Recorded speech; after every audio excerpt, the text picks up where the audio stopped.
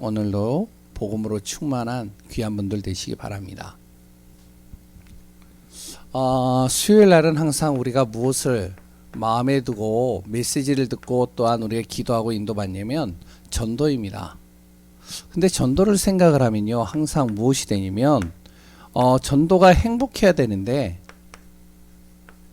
그런데요, 이 전도가 또한 누림이 돼야 되는데 뭐가 되냐면 눌림이 되는 경우가 많이 있죠.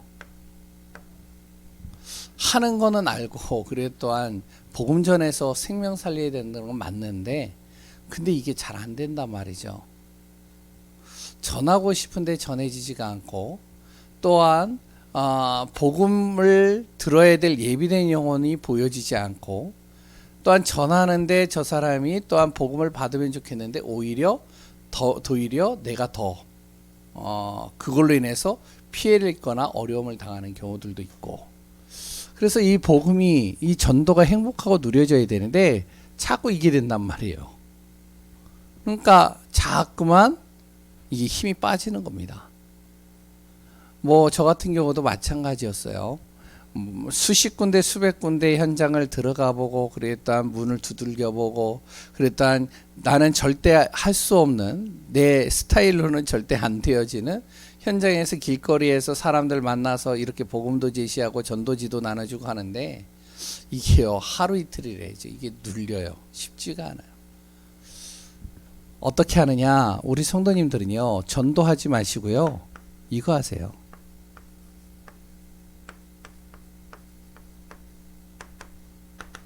가장 쉬운 걸 하세요. 복음 누리세요. 전도를 하려고 애를 쓰지 말고요, 자꾸 복음을 누리시기 바랍니다. 복음을 어떻게 누립니까? 자꾸 복음 듣는 거예요. 복음으로요 내 생각을 바꿀 정도로 각인시키는 겁니다. 복음이 그래서 내 안에서 행복할 수 있도록, 복음을 듣는데 생각이 바뀌고, 복음을 듣는데 내 마음이 바뀌고, 복음을 듣는데 모든 것에 평안이 오고, 복음을 듣는데 천국에 소망이 생기고, 복음을 듣는데 하나님이 하실 것이 기대가 되어지고, 복음을 듣는데 지금 당장에는 내 현실 속에 여러 가지가 안 되어져 있는 것처럼 보이지만 뭔지 모르게 하나님이 나와 함께 하시기 때문에 앞으로의 미래가 믿어지고, 자꾸 복음을 듣다 보면 무엇이 되냐면 이게 되는 겁니다. 우리 안에요 감사가 돼요. 그래서 이번 주 오전 메시지가 뭐냐면 감사입니다. 날마다. 그것도요 날마다 감사해요. 우리가 구원받은 것, 그리고 또한 이 천국에 대한 부분들은 이미 정해져 있는 겁니다. 내가 예수 그리스도를 믿은 그 순간부터 이미 정해져 있는 거예요. 그런데 중요한 것은 우리가 무엇이냐면 이 삶이 중요한 것이죠. 이 과정입니다. 과정을 어떻게 살다가 천국 가냐는 거예요. 누가복음 16장의 내용처럼 바로 구원은 받았는데 거지 나사로처럼 거지같이 살다가 빌어먹다가 천국 가느냐, 아니면 진짜 사도행전 2장에 초대교회 아무것도 없고 보잘것없고 부족하고 감사할 조건이 하나도 없는 그 상황 속에서도 진정으로 하나님이 주신 구원과 이 비밀을 누리는 가운데 감사로서 모든 응답과 축복을 다 누리느냐. 우리가 이 삶이 굉장히 중요한 것이죠. 우리는 전자가 아니고 후자가 돼야 됩니다. 그러면 어떡하냐, 초대교회를 보면 돼요. 오순절 마가다락방에 있었던 그 초대교회 성도들, 바로 감사할 조건이 하나도 없었죠. 광야 같은 이 세상이었고요. 왜? 양육 강식, 그리고 또한 방향이 없고, 거기에 또 위험은 곳곳에서 도사리고 있고, 거기에 또한 의지할 것은 하나도 없고, 의지할 만한 한 분이 있었는데 그분은 또 하늘로 올라가 버리셨고, 그래 몸부림치는데 안 되어지는 상황 속에서도 이들은요 감사했죠. 구원에 대한 감사, 천국에 대한 소망에 대한 감사, 날마다 하나님이 나를 인도해 가신다는 그 감사가 있었던 이 초대교회에 무슨 일이 일어났을까요? 오순절 맥추감사절을 또 이제 신약에서는 오순절 바로 감사로 얘기를 하죠. 그때 일어난 일입니다. 기적이 일어나는 거예요. 성령이 역사해 버렸다니까요. 그 현장에. 그러니까 무엇이 되냐? 회복이 되는 겁니다. 다 무너지고요. 완전히 이제 다 잃어버리던 것들이 다 회복되는 거예요. 일단 15나라에 3천 제자들이 몰려오니까요. 웬만한 건 다 회복이 되는 거예요. 걱정할 거예요? 우리 생각 속에서 걱정하는 모든 것들이요. 그냥 다 해결되는 겁니다. 그런데 이것이 그냥 해결되는 게 아니라 지속적으로 증거로 나타난단 말이죠. 우리 성도님들과 우리 교회는 무엇이 되느냐? 정말로 복음 누려야 돼요. 감사가 안 된다? 무엇해라? 자꾸 복음 누려라. 복음으로 나를 각인시켜라. 자꾸 복음 들어라. 어느 정도로 생각이 바뀔 정도로, 마음이 바뀔 정도로. 그러면 감사가 되면 무엇이 되면 오순절 마가다락방의 응답은 우리에게 올 수밖에 없는 것이죠. 왜? 우리는 누구라고요? 하나님의 성전. 오후 예배 메시지죠. 하나님의 성전, 예수 그리스도를 정말로 내 마음에 믿은 순간 나는 하나님의 자녀가 됐죠. 하나님의 자녀가 됐다는 건 뭐냐면 내 안에 성령이 내주하신다는 거예요. 성령이 그냥 내주하는 게 아니라 내 안에서 역사하신다는 것이죠. 그분 성령께서 내 안에 주인이 되시어서 역사하는데 무엇이 되면 되느냐? 그럼 나는 성령으로 충만하기만 하면 되는 것이죠. 그러니까 성령으로 충만하면 어떻게 될까요? 열매는 맺혀지게 되어 있는 거예요. 아니, 생각을 해보세요. 불신앙 계속 해보세요. 불평불만 계속 해보세요. 불신앙의 열매 맺는다니까요. 불평불만의 열매가 맺혀진다니까요. 거봐, 내가 저럴 줄 알았다니까. 그 말이 뭐냐? 자기가 그렇게 생각하고 있었다는 거예요. 자녀들이 잘못됐다. 그럴 줄 알았어. 왜? 내가 그렇게 생각을 하고 있었거든. 불신앙이죠. 그런데요, 성령으로 내가 구원받은 순간 성령이 내 안에 계시다는 게 믿어진다면 성령이 내 안에 주인 되시기 때문에 나는 충만하면 된다. 성령으로 하나님 내 안에 충만하게 하소서. 내 생각, 잘못된 생각, 내 의지, 내 방법, 내 뜻, 내 모든 기준들을 하나님의 성령으로 말미암아 완전히 바꿔주옵소서. 그러면 어떤 일이 일어날까요? 성령의 열매가 맺혀지는 거예요. 완전히 달라지겠죠. 구원에 대한 비밀, 그리고 또한요, 하나님께서 자녀에게 약속하신 그 응답들, 또한 하나님이 내가 할 수 없는 모든 상황 속에서 능력을 주시고 이끌어가는 것들이 보여지게 되겠죠. 핵심 메시지입니다. 핵심 메시지는요, 전도자의 삶이에요.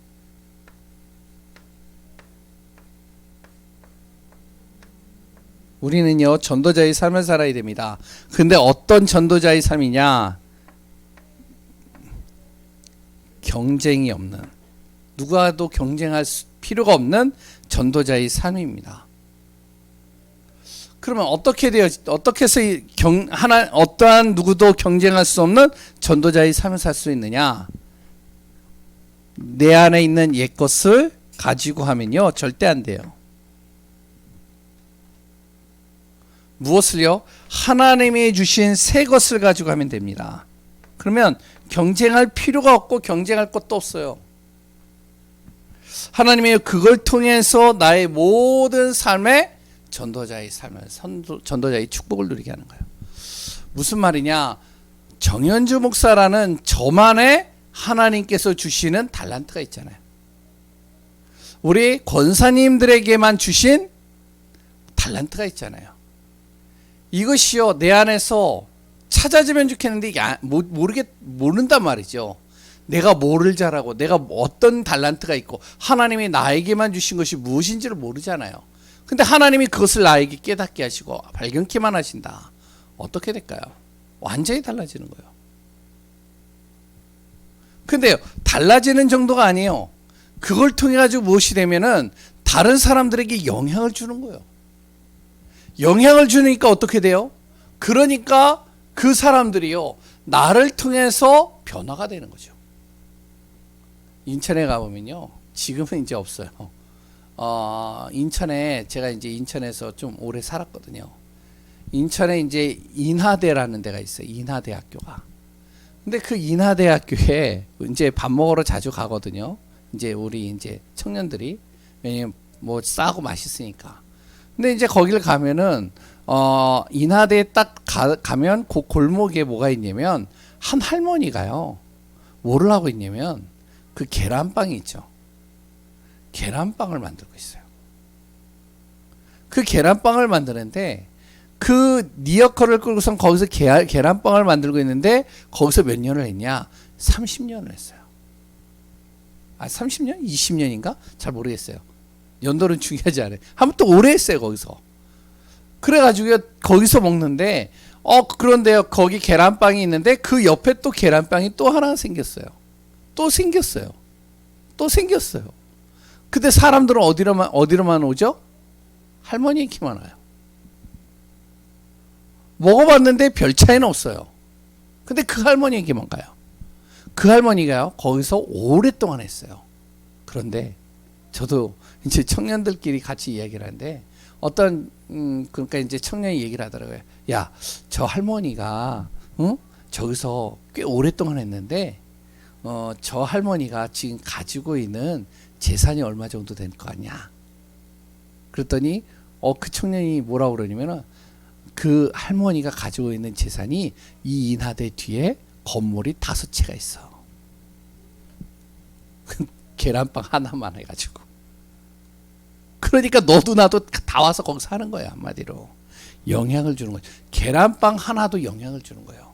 그 할머니가요, 다른 거 할 줄 아는 게 없어요. 그거 하나 그냥 할 줄 아는 거예요. 그냥 생계를 위해서 시작한 겁니다. 근데 그것이요, 뭐냐, 다른 사람은 할 수 없는 자기만 할 수 있는 것으로 되어진 거예요. 그 당시 계란빵이 없었거든요. 제가 무슨 얘기를 하는지 아시겠죠? 하나님이 나에게만 주시는 보호자의 축복이 있다니까요. 하나님이 나에게만 주신 시공간을 초월하는 놀라우신 축복이 있다니까요. 하나님이 나에게만 주시는 무엇이 있느냐? 25, 누구도 따라할 수 없는 그 축복이 나한테 있다니까요. 그러니까 상대방하고 비교하지 말고, 다른 사람 잘 된다고 너무 부러워할 필요 없고, 그래 또한 뭐 다른 사람 너무 신경 쓸 필요 없고, 하나님이 나에게 주신 것, 그거 찾아버리면 돼요. 그럼 그거 찾으면 어떻게 되죠? 그걸 통해서요, 전도자의 삶을 사는데, 그러면 경쟁자가 없는 거예요. 제가 지금 이 주변을 계속 돌잖아요. 예? 그런데 도는데 좀 모르겠어요. 사람들이 어떻게 보는지 모르는데 참 이상한 눈빛으로 저를 봐요. 몇몇이. 왜 보느냐? 응? 좀 말끔하게 생긴 사람, 말끔하게 생겼죠? 예? 거기다가 더운데 양복을 딱 입고 땀을 삐질삐질 흘리면서, 그래서 이제 걸어간단 말이에요. 그런데 나 자세히 보니까요, 이 주변에 나 같은 목회자가 없는 것 같아요. 아니에요? 나같이 현장 돌면서 막 기도하러 가는 이렇게 목회자가 없는 것 같아요. 좀 바보 같지만 미련하고. 그러니까 누구도 나를 따라할 수는 없어. 왜? 지치거든요. 나만이 할 수 있는 거.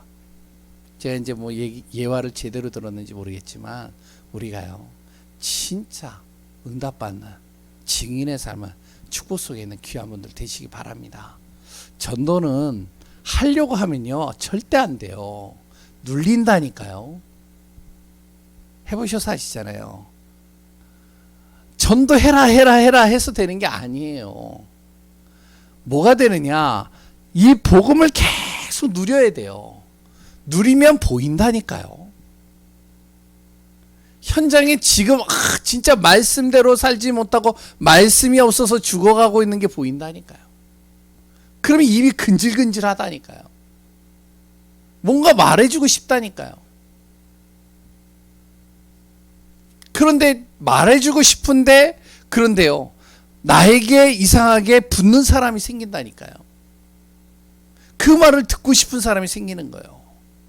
그게 누구냐? 하나님이 붙이시는 거예요.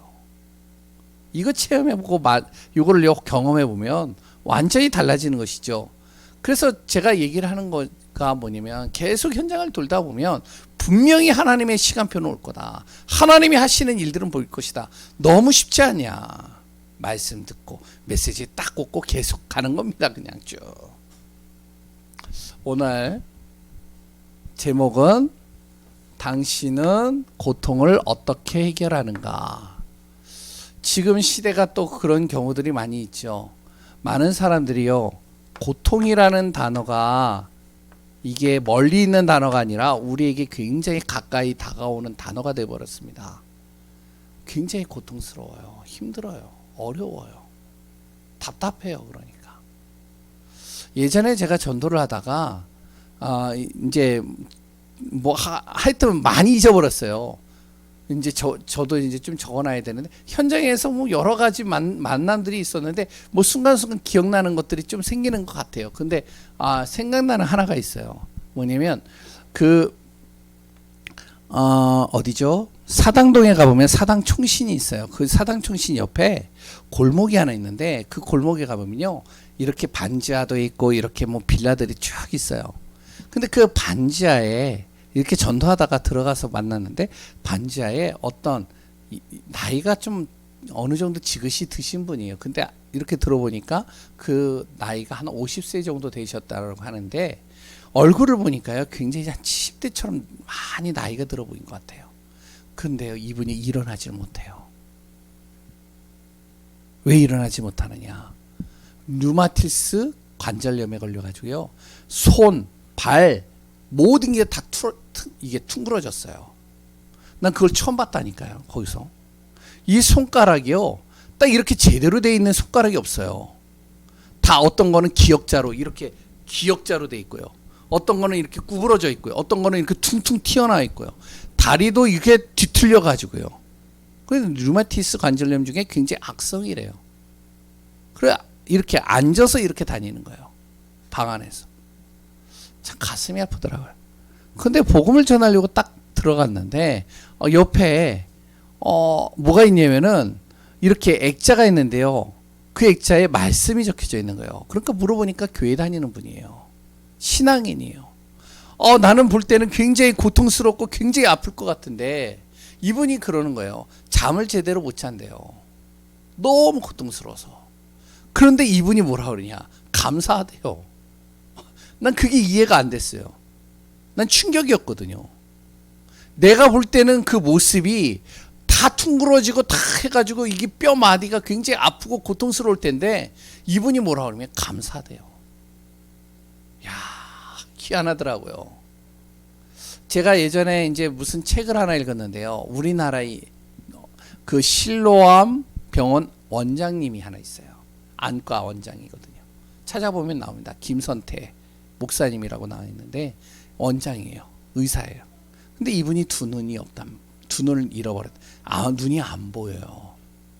그런데 이분이요, 눈이 안 보이는데 1000명 이상의 눈먼 사람들을 고치셨어요. 미국에 가서 박사학위 있다고요. 근데 6.25 때 이 폭탄이 날라가지고 눈에 맞아가지고 눈을 잃어버린 거예요. 실명이 된 거예요. 그것도 10대에. 아니 처음부터 눈이 안 보였으면 모르겠는데 10대 눈이 이렇게 잃어버렸다니까. 안 보인다니까, 실명이. 근데 이분이요, 원장님이요, 감사하대요. 고통스러울 텐데, 안 보이는데. 그래서 어떡하냐? 자신의 눈은 안 고치고 다른 사람들의 눈만 고치는 거예요. 뭐라 그러냐? 그 책 읽어보시는 분들은 아십니다. 기사도 나와 있습니다. 나는 바로 이 눈을 뜨는 순간 나는 천국에서 하나님을 보고 싶다. 그래서 나는 눈을 안 고친다는 거예요. 너무 감사하다는 거예요. 눈이 안 보여도 난 감사하다는 거예요. 이해가 안 돼요, 나는. 생각해 보세요. 경제적으로 어려움을 당해요. 경제적인 압박이 옵니다. 그러면 어떻게 되죠? 혼자서 사는 사람들은 괜찮은데 가족이라도 있으면 어떻게 되죠? 자기 처자식이요 지금 굶어가지고 힘들어하고 있어요. 아니 지금 내 가까이 있는 엄마가 부모가 지금 어떻게 하면 경제가 어려워서요 굶어 있단 말이에요. 어떻게 하시겠어요? 고통스럽거든요. 우리에게는 순간순간 이 고통이라는 단어가 계속 따라옵니다. 그러면 이 고통을 어떻게 해야 되냐? 우리가 해결받아야 되거든요. 고통은 즐기면 안 됩니다. 절대로요. 다윗은 시편에서 뭐라 그러면 119편에 시편에서 뭐라 그러면 119편 71절이죠. 70절 71절에 뭐라 그러면 다윗은요. 고난 받는 것이 나에게 유익이라고 그랬지. 그 고통을요. 즐기는 게 아닙니다. 이 고통은 해결받아야 되는 거예요. 그러면 어떻게 해결받냐는 것이죠.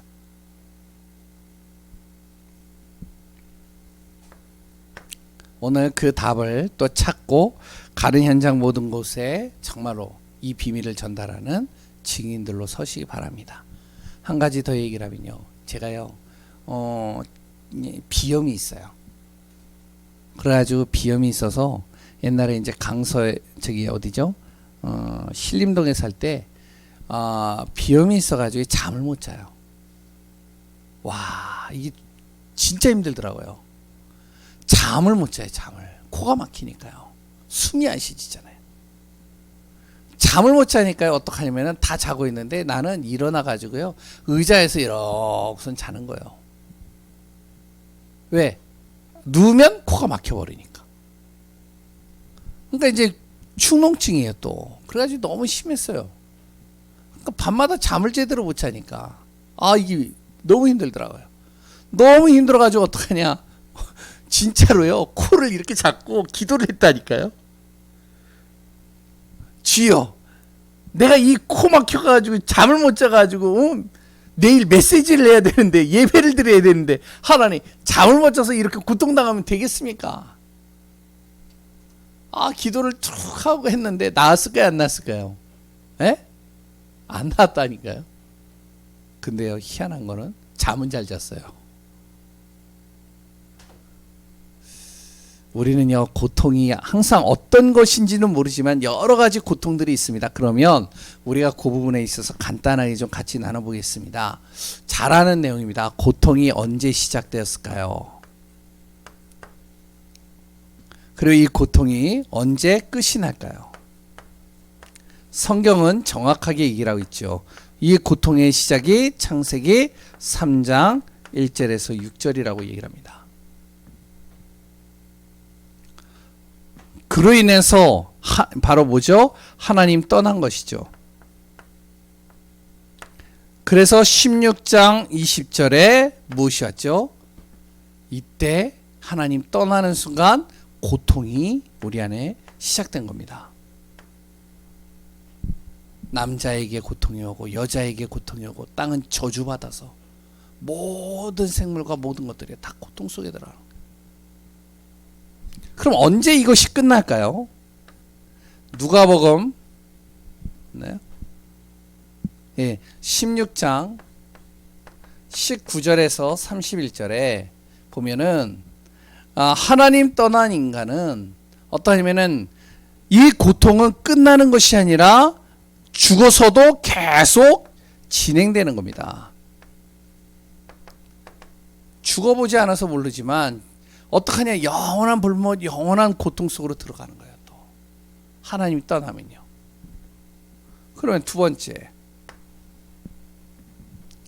그러면 이 고통이 왜 시작될까요? 다시 한번 또 다시 정리를 해봅니다. 창세기 3장 6절 3장 1절에서 6절에 보면 하나님을 떠남으로 말미암아 고통이 왔는데 더 자세하게 얘기하면은 언약을 깨트린 거예요. 하나님의 약속을 깨트려 버렸다니까요. 하나님께서 주신 약속을요 누가 사람이 이걸 깨트려 버린 겁니다. 파괴시켜 버린 거예요. 그 순간 절대 먹지 말라고 하는 선악을 알게 하는 나무의 열매를 먹는 순간 어떡하면 결코 너는 그걸 먹는 날에는 정령 죽으리라. 영이 죽어버려서 하나님을 만날 수가 없는 거예요. 그런데요, 우리가 자세히 보시면 이 언약을 깨뜨린 이 사실에는 무엇이냐면 사람에게요, 불신을 심겨놓은 존재가 있는 겁니다. 이게 우리를요, 불순종하게 만든 거예요. 그 이 존재가 누구냐? 바로 요한복음 8장 44절입니다.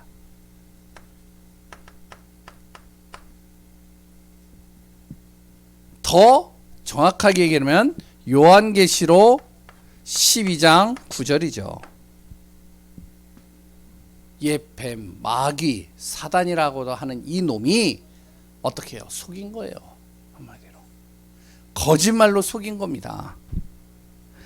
그로 인해서 어떻게 우리를요, 에베소서 2장 1절에서 2절 3절이죠. 이 속으로 우리를 집어넣은 겁니다. 죄와 허물로 말미암아 우리의 영과 생각과 마음을 어떻게 하면요, 완전히 무너뜨려 버린 거예요. 죽여버린 것이죠.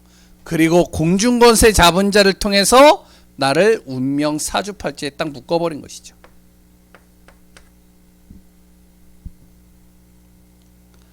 어떻게 될까요? 사도행전 10장 38절 뭐죠? 완전히 마귀에 눌린 거죠. 눌려버린 겁니다. 흑암에 눌렸다니까요. 그러니까 계속 눌리는 거예요. 문제가 오니까요, 그 문제가 나에게 고통으로 다가오는 거예요. 그 문제가요, 나에게요, 굉장히 어떻게 하면은 온몸을 짓누르는 무거운 짐으로 이렇게 여겨지는 겁니다.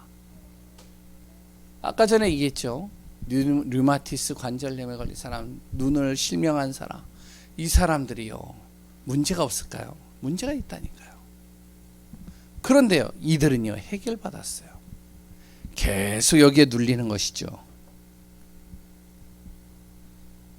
그럼 어떻게 해결해야 될까요? 해결책.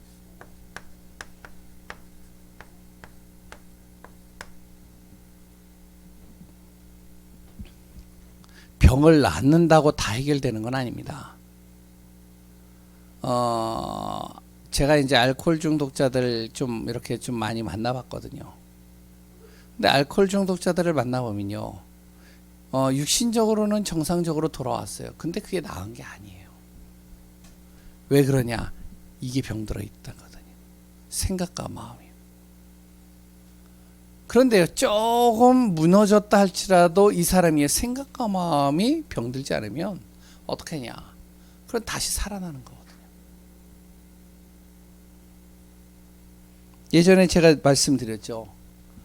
병원에서 어떤 친구를 만나냐면 20대 이 청년인데 오토바이를 탔는지 뭐를 했는지 하여튼 커다란 교통사고를 당해가지고요, 이 머리가, 이게 뇌가 이렇게 없는 거예요. 와, 진짜 마음이 아프더라고요. 그 친구 매주마다 가서 봤거든요, 제가. 근데 어느 날 봤더니 이게 머리가 정상적으로 탁 이렇게 만들어졌어요. 그래가지고 나한테 와가지고 이제 감사합니다. 그러고서 이제 목사님 제가요 이제 일주 후에 퇴원합니다. 그렇게 이제 왔어요. 참 감사하더라고요. 우리가 진짜로 고통을 어떻게 해야 되냐면 해결받아야 됩니다. 육신적으로 그냥 나은 것만 해결된다고 해결된 게 아니라니까요. 진짜 근원적인 것이 해결받아야 되는 거예요. 이 고통이 어디에서부터 시작되는지를 알고 왜 이 고통이 계속 우리에게 오는지, 그리고 이 고통으로 인해서 나는 얼마나 눌리고 있는지, 내 주변을 얼마나 눌리고 있는지 정확하게 알고 이것을 정확하게 진단해서 깨닫고 이것을 해결해야 되는 것이죠. 사람의 방법으로는 절대 불가능합니다. 이건 어떻게 해요? 하나님께서 그래서 이걸 해결책을 주신 거예요. 사람의 방법으로는 절대로 무엇을요? 하나님 떠나서 온 이 고통, 바로 이 사단을 이길 수가 없는 겁니다. 그래서 하나님이 어떻게 해요? 해결책을 주셨는데 그 해결책이 뭐죠? 그리스도입니다. 가장 중요한 건 뭐냐? 이 문제가, 이 고통이 오게 되어진 이유가 뭐냐? 바로 마귀죠. 이 마귀가 시험을 했잖아요. 요한일서 3장 8절. 마귀의 일을 멸하기 위해서 그리스도께서 오셨다는 거예요. 이 마귀로 말미암아 우리가 무엇을 했죠? 바로 하나님 떠나게 되어졌잖아요. 그래서 요한복음 14장 6절에 하나님 만나는 길을 열기 위해서 그리스도께서 다시 오신 거예요. 우리를 만나 주시기 위해서. 하나님을 만날 수는 있지만 우리의 죄 문제 때문에 하나님 앞에 나아갈 수는 없어요. 왜? 영화롭고 죄 없으신 하나님 앞에 우리가 나가려면 우리의 죄가 사함 받아야 돼요. 그래서 베드로전서 3장 18절에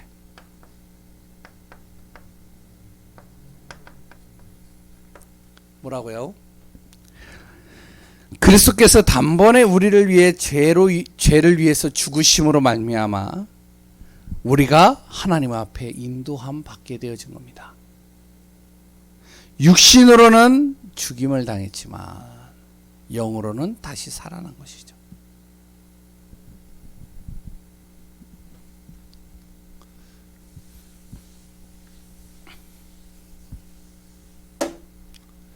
네 번째입니다.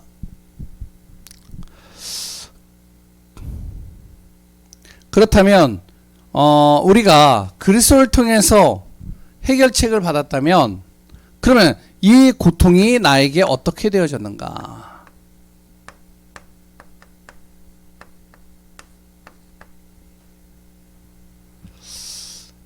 아니 문제는 예수님 믿는데요. 그리스도 예수를 내가 영접했는데요. 이 문제는 나한테 그대로 있는 것 같은데요. 그렇게 생각할 수 있는데요. 성경은 분명히 이야기를 하고 있죠. 이사야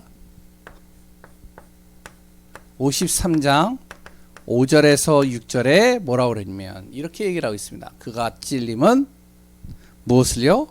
우리의 허물을 인하며. 그가 그러니까 가시면류관에 찔리고 여러 가지 고통에 찔리는 것은 우리의 허물, 죄, 이것을 위해서 찔리신 것이요. 그리고 그가 상함은 우리의 무엇 때문에? 죄악을 인함이라. 십자가에서 그분이 상하심으로 말미암아 우리의 죄악이 사해진 겁니다. 그랬더니요, 그가 징계를 받음으로 바로 죄 없으신 분이 우리의 죄를 대가를 치르기 위해서 우리의 죄값을 대신하기 위하여 우리를 대신해서 징계를 받으신 거예요. 그로 인해서 우리가 무엇을 얻었다고요? 평화를 얻었고, 죄에 묶이는 자가 아니라 평화와 자유함을 얻은 것이죠. 그가 채찍에 맞음으로 우리가 어떻게 되어졌다고요? 나음을 얻었느니라. 다시 얘기하면 우리가 정말로 그리스도 예수를 영접하는 순간 날마다 우리 안에 무엇이 되냐? 그리스도가 고백되어지고 그리스도가 날마다 내 안에서 누려지면 무엇이 된다고요? 지금 나에게 있는 고통이 아니라는 거예요. 오히려 이것이요, 축복으로 보이고 하나님의 계획으로 보이고 하나님의 은혜로 보이는 겁니다. 그래서 다윗이 그랬거든요. 다윗이요, 정말로 내가 사망의 음침한 골짜기에 있다 할지라도 감사할 것은 주께서 나와 함께 하심이라.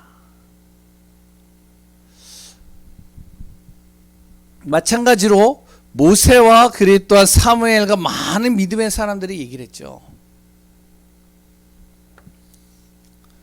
그리스도의 비밀을 누리는데요, 고통이 아닌 거예요, 이제부터는. 그러니까 아까 전에 얘기했던 바로 그 안과 의사 김선태 그 원장님 같은 경우 얼마나 청소년 때요, 눈을 실명을 했어요. 얼마나 고통스럽겠어요. 답답했겠어요. 그러니까 이 김선태 원장님이요, 그 청소년 때 무엇이면요, 완전히 그러니까 이제 밑바닥 인생을 산 거예요. 왜? 눈이 안 보이니까 막 나가는 거죠, 이제. 그러다가 한 선교사를 만난 거예요. 선교사를 만나서요, 그 선교사님에게요, 이야기를 들은 겁니다. 무슨 이야기를 들었느냐? 야, 너는 왜 그렇게 낙심하고 절망하고 그렇게 응? 인생을 진짜로 그렇게 막대하게 뭐라고 그러죠? 그냥 완전히 인생을 무너뜨리는 삶을 살고 있느냐. 그러니까 이 사람이 이 김선태 이 원장님이 뭐라 그러면 당신도 나같이 눈을 멀어보면은 이런 말을 못할 거다. 어느 날 갑자기 우리 어머니가 아버지가 집안에서 폭탄 맞아서 죽었으면 당신이 이런 말 못할 거다. 그래서 막 화를 내는 거예요. 그랬더니 이 선교사님이 그러는 거예요. 사람에게는 육신의 눈만 있는 게 아니다. 네 가지의 눈이 있는데 뭐냐? 육안, 그리고 지안, 지혜로운 눈, 그리고 심한 마음의 눈이 있다. 근데 하나가 더 있다. 그게 뭐냐? 영안이다. 너는 영적인 존재로 창조되어진 존재야. 너가 하나님 만나는 순간 네 안에 너도 모르는 영적인 눈이 열려지면 너의 인생에 어떻게 되는지 아느냐. 그래서 복음을 받은 거예요. 그래서 이 선교사님 도움을 받아서 미국으로 간 겁니다.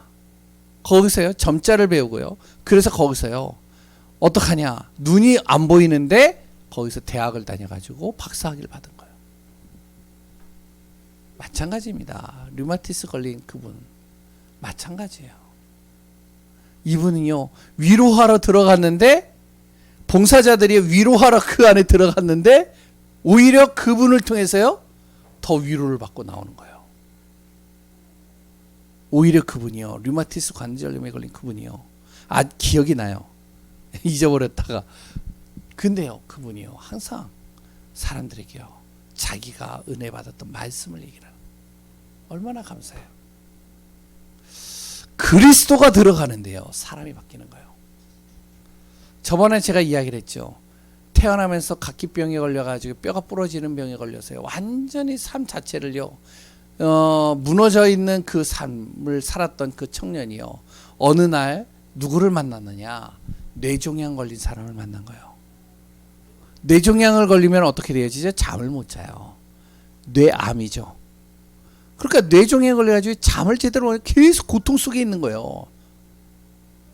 그런데 이 뇌종양에 걸린 사람이 뭐라고 그러냐, 나는 하나님 만나서 감사하다. 이 각기병에 걸린 사람이 이해가 안 되는 거예요 그 말이. 아니 저 사람은 분명히 나보다 더 심각한데 난 그래도 많이 살 수 있는데 저 사람은 일단 시한부 인생이잖아요. 언제 죽을 줄 모르지. 그리고 잠을 못 자죠. 24시간 잠을 못 자죠. 자기는 움직이지만 하면 되거든. 움직이지만 하면 편안하게 잘 수는 있거든. 그러니까 자기가 볼 땐 이해가 안 되는 거라. 그랬더니 당신이 정말로 그렇게 고통스러운데도 감사할 수 있는 그 비밀이 뭐냐. 하나님을 얘기를 하고 그리스도를 얘기를 하는데 그 그리스도가 뭔데. 그래서 이 사람은 복을 받은 거예요. 우리나라에 진짜 있습니다. 그 사람이요 그 순간 복음을 받고 나서요 자기가 어떡하냐, 내가 할 수 있는 것은 다른 거 없다. 나는 조금만 걸어 다니면 뼈가 부러지니까 그래도 내가 집안에 있으면 뼈는 안 부러지지 않겠냐. 그럼 집안에서 할 수 있는 게 뭘까? 그래, 편지를 쓰자. 그래서요 재수자들에게, 병든 사람들에게, 정말로 문제 있는 청소년들에게 편지를 써서 보내는 거예요. 그 편지 읽고요 많은 사람들이 예수 믿게 되는 겁니다. 그 사람의 병은 고쳐지지 않았어요. 그런데 그리스도가요 그 사람의 인생을 바꿔버린 거예요. 어느 날 한 사람이요 찾아왔어요. 여자가 이 청년에게 찾아왔다니까. 찾아와가지고 똑똑 두둥개니까 누구시냐고. 그랬더니 나는 어디 사는 이제 자매라고. 그랬더니 왜 왔냐고. 그랬더니 당신하고 결혼하려고 왔다고. 미쳤냐고. 응? 좀 정신이 이상한 거 아니냐고. 그랬더니 정신 안 이상하다고. 그러면 나 동정하는 거냐고. 절대 동정하는 거 아니라고. 근데 왜 왔냐고. 당신하고 결혼하려고. 왜냐면 그 제소자들 막 이렇게 편지 쓰는 걸 자기가 받은 거예요. 받으면서 그 자매가 이제 그걸 읽고서 온 거예요. 그래가지고 아니 이유가 뭐냐고. 그랬더니 자기가 뭐냐면은 기도를 했다는 거예요. 자기 부모님이 장애 1급이에요. 둘 다. 그래서 자기는 이제 커서 장애인을 돕는 사역을 하고 싶다고. 그래서 장애인 남편을 만나게 해달라고 기도를 했대요. 또 그런 사람 또 처음이에요. 이해가 안 되죠. 정상적인 머리에서 나오는 게 아니에요. 근데요, 그 사람이요, 결혼했어요. 자녀가 어떻게 나왔을까요? 정상적으로 나왔어요. TV에 나왔다니까 2번이나 나왔어요. 2번이가 3번이나 나왔어요. 보신 분들은 기억이 나는지 모르겠어요. 인생이 바뀐 겁니다. 그리스도. 그래서 우리가 지금부터 꼭 알아야 될 것이 있습니다. 마태복음 8장 15절 빨리 적겠습니다. 17절 그리스도 앞에 나가니까 어떻게 하죠? 장모 베드로의 장모가 어떻게 하면 열병에 걸렸는데 이 열병이요 손만 대었는데 나았죠. 그랬던 귀신 들린 사람 병든 사람들이 예수님 앞에 나오는데 예수님을 만나는 순간 그 병이 치유가 되는 겁니다. 그리스도 앞에 나오면 되는 거예요. 지금도 이런 일이 일어날까요? 예, 일어나고 있습니다. 예수님을 내가 영접만 했는데, 내가 예수님을 믿기만 했는데, 내가 예수님을 예수 그리스도의 이름으로 기도만 했는데, 5번째 마지막입니다. 어떻게 그러면 나는 시작해야 될까요? 이제 여기에서의 시작은 다른 것이죠. 여기서는 언제 고통이 시작됐습니까? 이제부터 나는 고통이나 문제가 왔을 때 이 문제를 그리스도를 통해서 해결받는 이 축복 속에 있는 나 어떻게 지금부터 시작해야 되냐? 바로 거기에 있는 말씀들은 꼭 기억하시기 바랍니다. 1번 베드로전서 배전 5장 7절입니다. 모든 염려를 다 주께 맡기라. 안 맡겨서 문제예요. 저도 그러고요. 내가 꼭 잡고 있어서 문제지 맡기세요. 그리스도가 인생의 답이 맞다면, 모든 해결책이 맞다면. 갈라디아서 2장 20절입니다. 내가 죽고 그리스도가 살면 돼요. 내 안에 자꾸 내가 살아나는 것들이 있거든요. 내 고집, 내 기준, 내 틀, 내 생각 죽이는 거예요. 그리스도면 된다. 3번 세 번째 요한복음 2장 1절에서 11절입니다. 예수 그리스도가 내 마음의 주인이 되어지면 되는 것이죠. 결론입니다. 고통을 해결하는 방법에 대해서 얘기를 했는데요. 더 중요한 것은 결론입니다. 고통이 오기 전에, 고통을 내가 경험하고선 하나님을 찾는 것보다는 고통이 오기 전에 내가 어떡하냐? 하나님 바라보면 되잖아요. 내가 그리스도 앞에 서면 되잖아요. 그래서 어떡하냐? 내 영적 상태를 자꾸 바꿔야 돼요.